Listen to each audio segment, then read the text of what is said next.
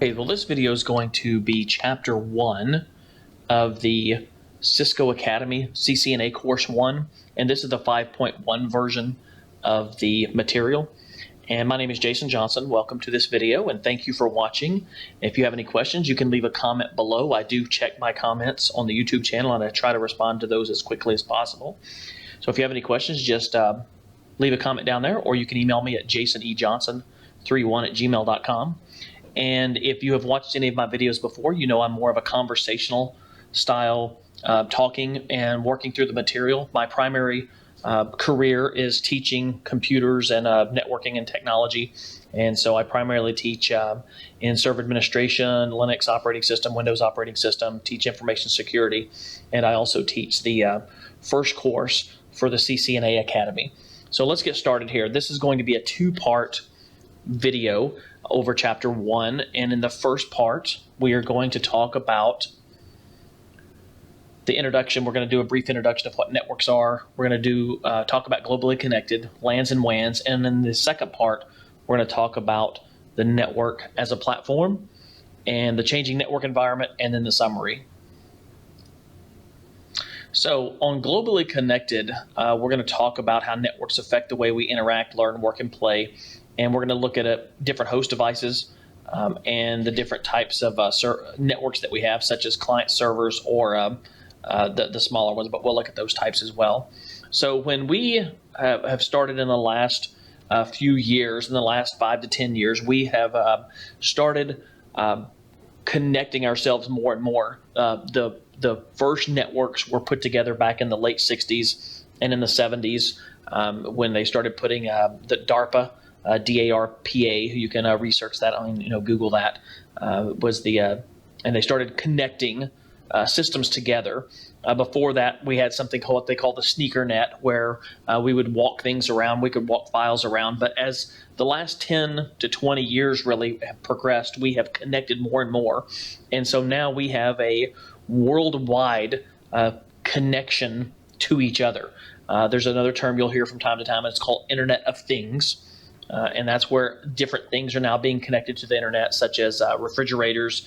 Obviously our smart devices are connected with our cell phones. So virtually anywhere you go on the planet, you can stay connected to the internet if you have the right type of technology. If you have some type of satellite technology, you can be in Antarctica and communicate with your phone and video. If you are, in Africa, you can communicate with other people in the world through voice chat, video chat, if you have the right type of technology. And so what this course is going to do is help you learn the Cisco, how to connect Cisco devices into networks. So we learn, we communicate, we work, and we play with networks. And so there's different types of networks that we have, and the most common that you're going to see that you probably work with is a small home network, and you usually connect to the internet. You have some type of internet service provider or an ISP. You connect in through them. They put a router into your house, whether it's Comcast or Time Warner or AT&T, or whether you have cable internet coming in, or if you have DSL or satellite. You have some type of internet coming in, and you connect your home in. You connect your whether it's a PlayStation or an Xbox, or even the new Nintendo devices. Our TVs are connecting in anymore, and that's what we're talking about with the Internet of Things. My TV at home connects into the network, and I can play Netflix and Hulu and different apps through my television. And those are the type of small home networks that we do. We can connect those together. I can set up a Minecraft server at my house, and then people can bring their laptops over. I've got multiple computers, and depending upon my children can connect into Minecraft, and I can connect it on my laptop, and we can play Minecraft together on that small home network. You also have small office and home office, and you'll hear the term SOHO. And I can't draw very well here, but we'll try it. But you'll see the term SOHO, S-O-H-O, and that's a small office, home office network. And those are typically where somebody will set up an office at their home. That's a little bit more advanced than a small home network that we have. Those are going to include things like telephony. You're going to have phones connected in. You're going to have multiple lines connected in. You may have a little bit more advanced Wi-Fi in there, but you're going to probably have a desk set up here, maybe one or two people, where you can do video conferencing, where you can set up voice conferencing, and some type of IP phone set up during a SOHO. And then you move into the medium to large networks, and those are going to typically be companies, college campuses are set up as a medium to large networks. Cities are set up as medium to large networks. New York City, Los Angeles, Dallas, Houston, Chicago. Those, depending upon the services, they're connected through medium to large networks. The military is connected through networks, and then we move into the worldwide networks, and those are what we think of as the internet, or when we hear the internet. And some people say, well, the World Wide Web is a network, or is the internet, and the World Wide Web is part of the internet, but the internet unto itself is a worldwide network, or a large internet of connected networks. So you have small home offices, you have medium to large networks, all connecting in through the internet on these worldwide networks. Now, the two different types of networks that we have are peer-to-peer and clients and servers. And on the clients and servers, what we're typically dealing with is we have multiple end devices, or multiple devices that are connecting to each other. You don't necessarily have to have a file server to have clients and servers. You can have you can have just a regular email server, but you don't have to have all of these devices to have it be a true client and server. But typically in a client-server network, we're seeing some type of server services. In this case, that's a web server that would connect out. We have file services where we would have our files residing, and then we might have an email server. And some of these times, these are combined together in the same server. A file server may be on the same email server. It just depends upon the size of the business and how much money they've spent on servers and how they've got it set up. But typically you're going to have some type of switch or some type of router if it's a larger network, but you're going to have some type of switching, and that switching is going to allow the clients to connect in and see information. So if you connect in as a client and log in on your desktop, you can go in and get your email off of an email server.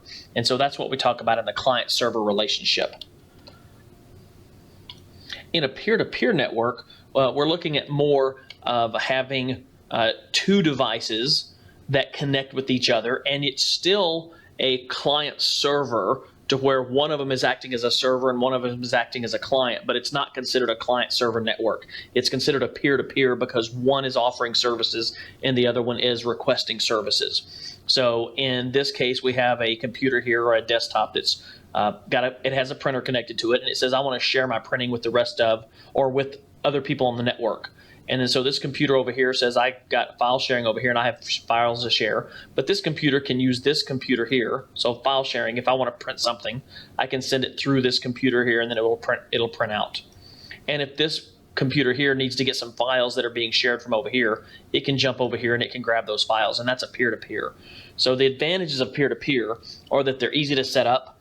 You don't need switches, you don't need routers. You can just connect those in through some type of hub if you have those, or just sometimes just cables directly connected to each other. They're less complex. They have a lower cost because you don't have to buy high-end network devices or router devices. They can be used for simple tasks. So if you have a home network, you can just set up a printer on a computer, and you can say you want to share that with the rest of the house that's on your network, and you can just do that. The disadvantages is there's no centralized administration. So if the printer goes down, you've actually got to walk over to that computer and figure out what's going on. You can't fix the file sharing. If that computer turns off, you no longer have those files available. It's not secure because the security on those type of networks just it's not there. It's easier to break into a Windows 10 or a Windows 8 machine. So if this is a Windows 10 machine with file sharing, it's easier to break into that computer if you have physical access to it, especially, and get information off there. It's not scalable. It means that it doesn't upgrade easily, so you can't add more people in easily like you could with the client-server network. Okay, so let's talk about the different types of LANs. We've talked about client server and peer-to-peer, but we have different terminologies for networks. And two of the common ones that you're going to see in the Cisco course is LAN and WAN, and then internet, which is when you get out on the internet. But there's lots of different terms for different types of networks. You have LAN, which is a local area network, WAN, which is a wide area network. You have MANs, which is a metropolitan area network. You have CANs, which are campus area networks. You have different terminologies, and you can go Google those and look those up, and those will be in different material on networking. But we're going to primarily focus on WANs, wide area networks, and LANs, local area networks, in this course. So let's take a look at the differences and how those connect together. So when we talk about a LAN, we're talking about this segment right here. We have devices that are connected in, and you may have a switch, and you may even have a phone system and a file server or a web server or a print server, and you've got your devices that connect in, and this is your local area network. And then we internetwork those together, and that's a term in this course that you're going to see from time to time. Internetworking, or the internetwork devices. This might be your internet here, or this could be another LAN with devices, but these are our connection devices, and then we have our other LANs on the other end, and we can connect those LANs to each other using those interconnected devices. And when we connect these devices, I've just skipped to the next screen here. These LANs, this one might have a services software that might we can offer up 3 different types of things that go across the network. You have devices that connect. This is a term you want to learn. Devices, you can send media across these networks. So if I want to connect in and we want to Skype, this computer here wants to Skype in with this person over here on this LAN, then they would use software to connect through the internet or through their internetwork to connect to each other so they could Skype with each other. And then you have services like web services or phone services. Those get offered up through the network as well on there. Some of the terminology you're going to see in the course is what we call end devices. End devices are going to be those things such as a desktop computer, and you should pay attention to these icons because you're going to see these in the packet tracer software, and it's just better if you know them by sight what they are so you don't have to look them up every time. But a desktop computer is going to be represented by this. A laptop is this. This is going to be a printer. When we talk about telepresence, and that's where we're using a telephony or a telephone services, you're going to have like a screen with a person on it. And then you've got your wireless tablet or mobile devices, and then your IP phones. And those are what we consider the end devices in our system. We have our intermediary network devices, or interconnections, that we use, and those are going to be things like a wireless router. And a wireless router, you're going to be able to differentiate that because it has the antennas on there. But you see your router over here, and that's typically going to be a cylinder with arrows coming in and out of it. A LAN switch is typically going to be a box with arrows going in and out of it to signify that that's a LAN switching or switching on a LAN. A multi-layer switch, you're going to see that with a cube with a star with arrows going out of it. And then a firewall appliance is typically going to be some type of brick signifying a fireplace, a brick fireplace, but that's usually what that's signified by. And maybe even a magnifying glass on there, but that's going to be some type of firewall or security device, may look like that in the icons. So when we're talking about these devices, intermediate network devices perform some or all of the functions. They regenerate and retransmit data signals. So that can be the LAN switch, that can be a router, that can be a multi-layer switch, all does that. But it picks up the signal and it retransmits it. It maintains information about what pathways exist through the network. They notify other devices of errors and let them know that maybe it's not working, or if it goes offline, it can reroute it to another through another link. They classify and direct messages according to priorities. So a higher priority might be media that's going through that needs to be connected. So if a voice media or telephony is going through, that's going to have a higher priority than maybe an email that's being sent, because the email can be reconstructed over time. So that's going to have a higher priority for the media side versus just a regular file transfer. And then permit or deny the flow of data based on security settings, and that's where your firewall or your routing would come in, where you can apply some type of security on this. Now, we have different types of network media, And one of the things you need to learn is the different types, and you'll see different icons represented in the Packet Tracer software. But just the best way to do this is just go and do some research on Google, or just research them on the internet, whether you use Bing or Yahoo or Google, it doesn't matter. But just search for these, and there's different types of wiring. You're going to see all kinds of different wires out there. You'll see Cat 5, Cat 5e, Cat 6, which is a cat means category. And then you're going to have different types of connectors that are on there, and everything from, and typically you're going to have an RJ45 for your network, but that's going to be what we call the copper. And then you move into fiber optics, and typically you're not going to use fiber optics a lot as a lower level networking person. That's if you can probably, there are jobs that use fiber optics and you can move into those, but you're typically going to deal with copper for the most part, because that's the cheapest. That's the most low-cost way to network devices. When you get into connecting high-end routers and high-end what we call backbones, you use fiber optics at that point. And then you're probably going to see wireless as well, and that's where we have devices with antennas and IP phones and IP cameras and things like that, or wireless cameras, security cameras, things like that are going to use some type of wireless. But those are these are not all the different types of network media, but these are the three general categories that you should learn for this course. And another thing that you're going to need to understand with network media when you're applying which network media to use for which types of networks, there's some questions that you have to ask, and that is things like what is the maximum distance that the media can successfully carry a signal? For example, copper does not carry a signal as far as fiber optics do. Wireless does not transfer as far as copper does, and you have different issues with the transfer of that. What type of environment will the media be installed? If you're going to be putting it into a an area with high levels of interference, you're going to have to do some type of shielded copper wiring, or what we call shielded twisted pair, or STP, but you're going to have to get some kind of wiring with shielding on it, or have to go to fiber optics that is not does not have the same type of interference from electromagnetic pulses, for an example. And then you have to say, what is the amount of data and the speed at which must be transmitted? So if you're just going to put in a Cat 5e, is that going to carry enough Is that going to carry enough bandwidth for you for your needs, or do you need to put in some type of fiber optics that's going to carry higher types of bandwidth? And then what is the cost of the media of installation? That's another big one. You're not going to go spend millions of dollars on network cabling if you have a small company that, if it's only worth, maybe $500,000 a year in revenue. You're going to look at more low-cost methods of putting in their network.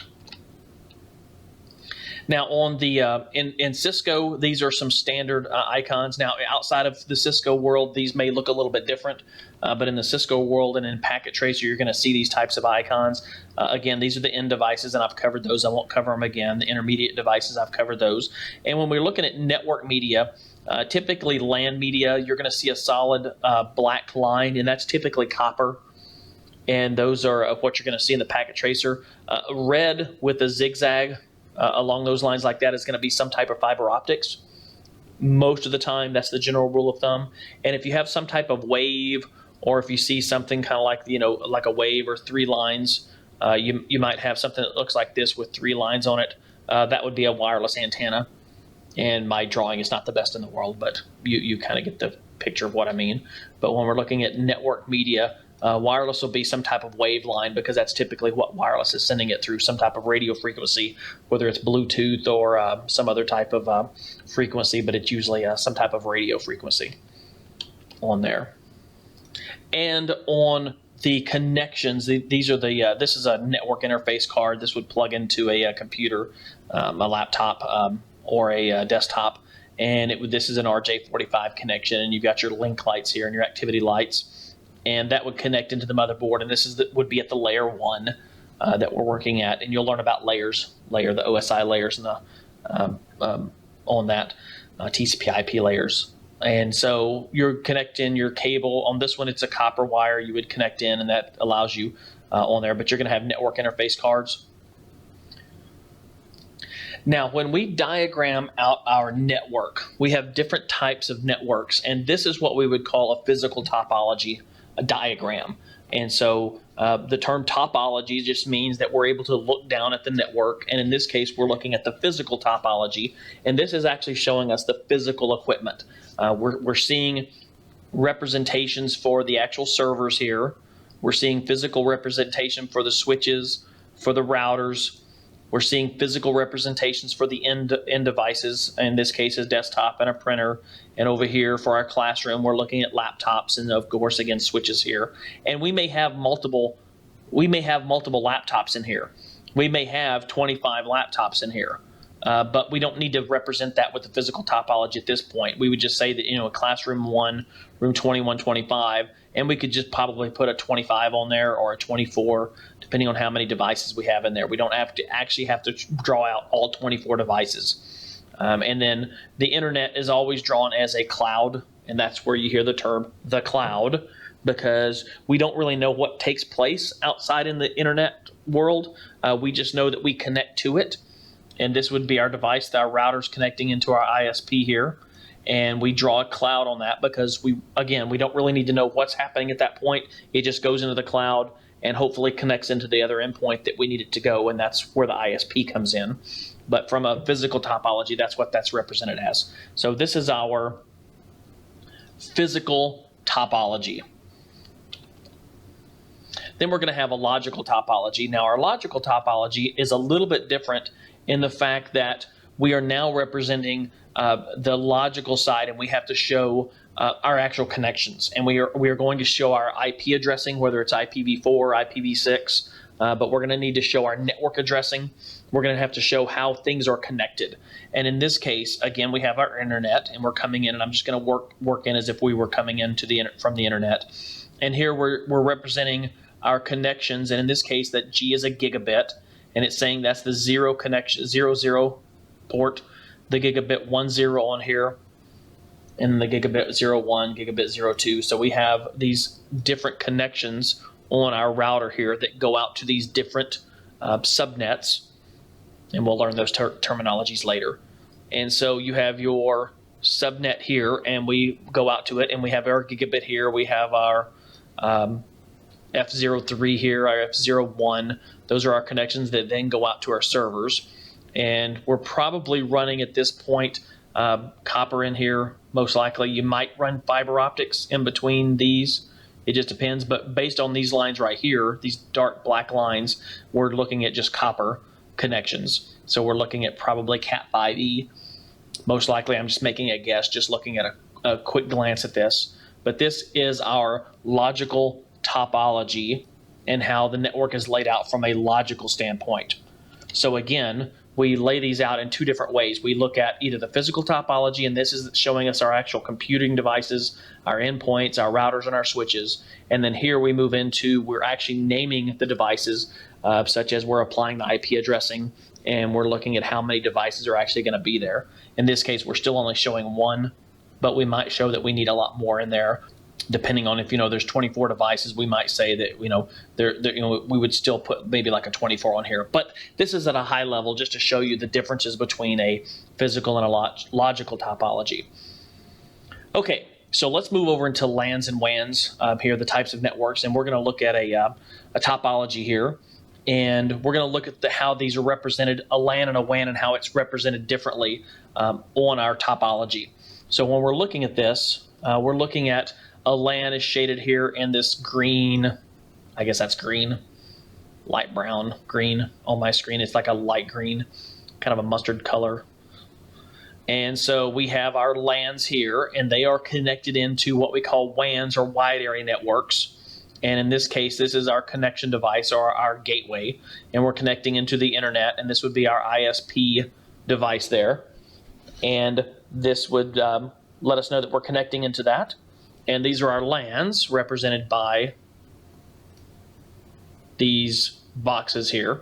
So when we're looking, or when you're looking at a topology, you should just be able to look at it and say, okay, I see what the LANs are, I see what the WANs are. And your topologies are not necessarily going to show the LAN and the WAN on there. You're just going to need to understand where those are on there. So again, in review, we have LANs and WANs, and those can be LANs are your local area networks, wide area networks are WANs. You have other types, metropolitan, storage area network is the SAN. So you have different types that are out there, but we're primarily going to be focused on LANs and WANs. And again, this is a representation for local area networks and how those work. I'm not going to lecture on this part, just to show you the picture there of the PowerPoint. And the wide area networks, those are when you connect multiple LANs together. Those are considered a WAN, and those are typically separated by geographic distances. Now, when we talk about the internet, the LAN uses WAN services to interconnect, and that's what we're talking about on or showing here with our interconnectivity devices here. And I'm just going to kind of segment these off here. This is our internet, and you may have a school LAN. You may have, you may connect into a school somewhere, and you may have your home LAN, and you can, when you're at home and you're on your home LAN, you can connect in through your gateway, and you go out to your ISP or your internet service provider, and you connect in and you log into your school, and your school has a website maybe, and you can check your grades or you can post your assignments and things like that, and that would be the school. And then you might have a government website here. They might have a web page set up to find out about services or find out when their buildings open, things like that. And then you can then connect in the way, in the same way you might do your banking, and those are all connected in through the internet. This is just another representation of intranets and extranets. These are some terminologies that you're going to see, terms that you're going to see. An intranet is the world, is where the whole world is connected. The internet, and that's represented this in the outer ring. And then we have extranets. That's where we can set up a network to where customers and clients can connect into us in extranet. So if we have, and let's say that I have a company and you're one of my suppliers, and I want to be able to order things from you, and you want to be able to check to make sure that those things got through to me. I'm going to set up some type of service to where you can connect in and log into my service and be able to update information, like a customer or somebody else working with the company. And then an intranet is going to be for company use only. So you have the three different terms there. You have an intranet, and that's company use only. Extranet, which means you allow your network to have other people outside the internet come into it. And then you have your the internet, and then you connect out to the internet. Now, we connect to the internet in different ways, and some of those terms that we have of describing that is internet service provider. You've heard me say ISP. So if you see the word ISP, that just means who's providing that service to you as a lower level consumer of the internet. You have broadband cable. You have DSL, or broadband digital subscriber line. You have wireless WANs. Those were, a company might set up a wireless access point for people to log into. You have mobile services that might be like, AT&T or Verizon to allow those. Sometimes you have business DSLs that set up. If you have a business, they can set up a business DSL, and they put multiple lines into your business, and you have you don't share your internet connection like you would on a broadband cable. And you sometimes, usually with those, you have some type of service level agreement or an SLA. And that service level agreement just says that you can that you're going to have a certain uptime on those. And then you do lease lines and Metro Ethernet as well on those. Now, in a home and small office internet connection, I'm not going to lecture on this because this is just another way to represent what we've already been talking about. These are just different ways to connect, whether it's through dial-up telephone or whether it's through a satellite connection or cell or cable or DSL. But these are just different ways that endpoints connect into other areas or other to internet connections. And then you have your business internet connections. You might use satellite, DSL, dedicated lease lines, something along those lines. Okay, so that was the conclusion of the first part of this video. The second part, and there's going to be a link down at the bottom of the video. If this video was helpful for you, make sure that you click like on it. Make sure that you leave comments. Those are always welcome if you want to give me feedback on anything on this. But you can leave a comment, and I'll reply to you if it's a question. And if not, again, just subscribe to my channel, and you'll see videos as they come out.